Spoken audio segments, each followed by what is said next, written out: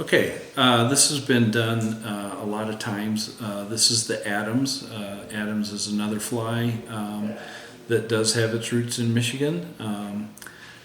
It was Leonard Halliday up on the Boardman River who actually developed this pattern for a gentleman named Adams that was a customer of his, and it was first used on Mayfield Pond, which is close to the Boardman River. The reason I'm going to do this fly, even though it's been done quite a bit, is just to give you a flavor of how the fly was originally tied versus how we see it tied quite often today.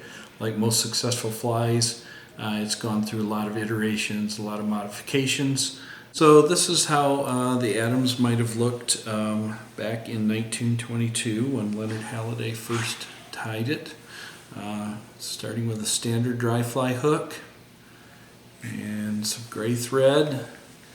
And start the thread on the hook, bring that back, and I'm going to go back to the hook point. Then I'm going to come forward with my thread to about the midway point between the hook point and the back of the head of the fly. You'll notice there's a little bit of bare hook right there. That's where the whip finish or the head of the fly is going to go. So my thread is not halfway between the back of the hook eye and the point. It's back halfway between where the back of the head of the fly and the hook point is going to be. And he tied this with a wing, a feather tip wing. We would normally use a hen today. They didn't have the same genetic hackles that we have today. Hence his wings were a little bit narrow compared to wings of today. The wing today, if I was to size the hackle, would be, and I'm just putting these two back to back, tips curve facing away from each other, so the wings kind of separate like that. If I put the feather in the gap of the hook like that, on a fly that you tie today, it would probably fill the gap of the hook. This is just slightly narrower because this is a genetic hen. They didn't have the genetic hackles that they've got today. They actually would have used a rooster probably and not a hen. So this genetic hen is kind of close to the rooster that they would have had in 1922. I'm going to size the wings by making the tip even with the back of the hook bend, and then I'm going to pinch the two feathers together right even with the back of the hook eye. And then I'll take them away from the hook and trim them off right at that point. Come back slightly and just flick the butts until all the little loose barbs come out. And I'm going to strip about a 32nd of an inch of fibers off of both stems. Okay? Now hold both of those, and right where the last fiber is stripped off the stem is going to be at the tie-in point. I left the thread hanging right at the tie-in point. That's why it's so important to measure exactly where we left that thread. And I'll tie those down so the wings are kind of out over the back of the fly. Now another difference with the wings that you see today versus the wings that Halliday would have used, this fly, once it became popular, had a lot of Catskill influence. And one of the hallmarks of the Catskill flies is these upright divided wings. Well, in Halliday's time, these wings actually would have been tied a little bit more advanced, they call it. So it's pointed forward and split at about a 45-degree angle on the top. So they're half spent. So instead of wings that stick straight up in the Catskill style, the wings would have been about half spent and tied advanced, which is that forward sloping wing like that. And we'll take the thread to the back of the hook shank, and Halliday used golden pheasant crest. Today we've replaced that with a mix of brown and grizzly hackle fibers. And that again came from the Catskill style of tie, but the original tie was done with these tippets off a golden pheasant, and he would have used 2 fibers. So I've pulled off 2. One of them's got a broken tip, so I pulled off 3. I got to get the one with the broken tip out of there.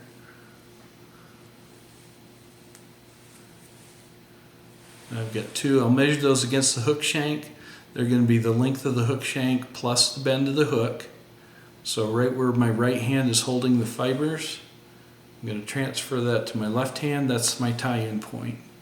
That goes right where my thread's at the back of the hook shank. Come over the top, wrap that down, and I'll just wrap a little bit of an underbody forward and trim those off. Now next I'm going to just press up with my thumbnail and split those a little bit. Then come with a wrap underneath the fibers but on top of the hook shank and pull forward, and see how that pulls those up and apart. And that's what keeps the tail fibers from pushing down around the bend of the hook so they point down, and it also helps spread them out so you've got 2 individual tails like that. Now the original fly was tied with gray wool. I don't happen to have gray wool with me, but the gray wool was very soon replaced by muskrat dubbing. So I'm going to skip ahead a little bit in the evolution of this fly, and instead of using the gray wool, I'm going to use this muskrat dubbing. One thing about the gray wool is it left a slightly larger diameter body. So the original fly would have been a little bit chunkier than what you might see tied today. So I'm just going to go ahead and put some extra dubbing on this and make the fly a little chunky. I'm going to stop the dub body right behind the wings, give myself about 1/16 of an inch to tie in the hackle. I've already pre-sized these hackles. I've got 1 brown and 1 grizzly. I'm going to wrap the grizzly second so that the grizzly is on the outside of the hackle collar. In order to make that work, I want to lay the grizzly feather on top of the brown feather, and I'll trim the butts off both of them at once and get all that stiff stem out of there so that the hackles will wrap well, and then stroke the fibers down. And I'm doing both feathers at the same time here. Trim off barbs on both sides. Missed the brown one. Okay, so I've got a little tie-in point there. And put that in right behind the feathers, the wings. Now these are very flexible. You can pull these up a little bit and then push them back down. That allows me to get my thread forward, and then I push the wings back forward behind the thread. And I'm going to take the brown hackle first.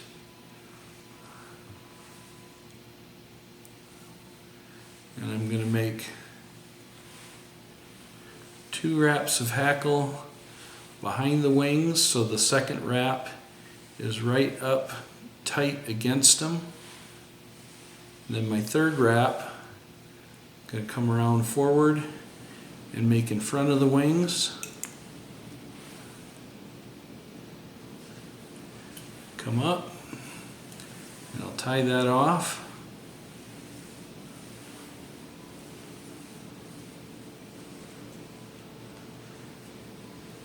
And I'm going to leave that, and rather than trim that off and tie another hackle and trim it off, I'll trim both the hackles at the same time when I'm done. So So now I switch the pliers to the grizzly hackle. Again, make 2 wraps behind and mix that in with the brown.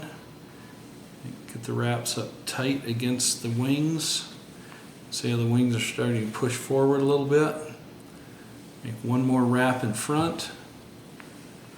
Come up and tie off the grizzly along with the brown.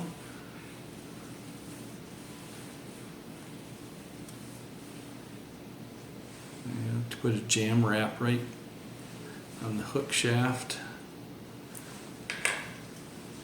Keeps any slack out of your thread. It also pushes the material back away from the eye of the hook so it doesn't start to creep forward. Come in and trim off both hackles at once. Again, you can kind of stroke things back the way you want them.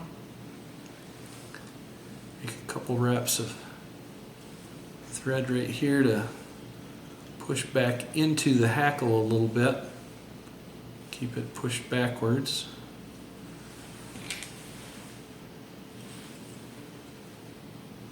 Get my whip finish tool.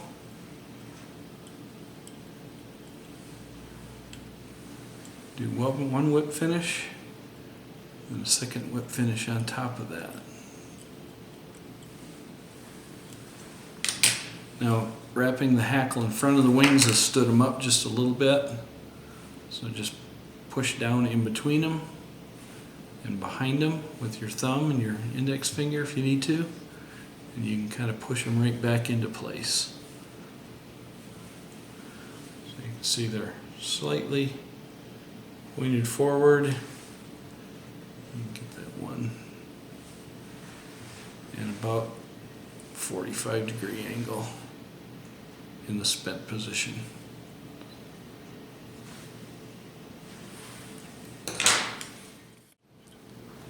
So that there is what an Adams original tie by Leonard Halliday in 1922 might have looked like.